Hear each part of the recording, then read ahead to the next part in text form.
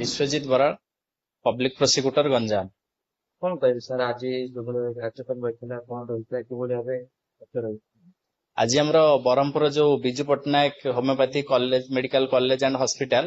ଏ ପରିସରରେ ଯୋଉ ପିଲାମାନେ ଏବଂ ଷ୍ଟାଫ ମାନଙ୍କ ଭିତରେ ଗୋଟେ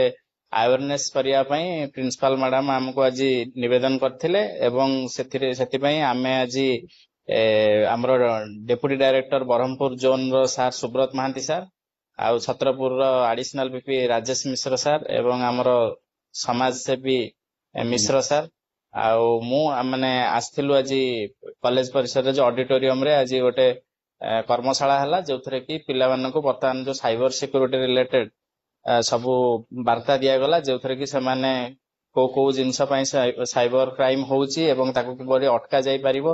ଏବଂ ସେଥିପାଇଁ କଣ କଣ ସେମାନେ ପଦକ୍ଷେପ ନେଇପାରିବେ, ତାକୁ ନେଇକି ଯୋଉ ଗୋଟେ କର୍ମଶାଳା ହେଲା, ସେଥିରେ ସମସ୍ତେ ନିଜ ନିଜର ମତ ରଖିଲେ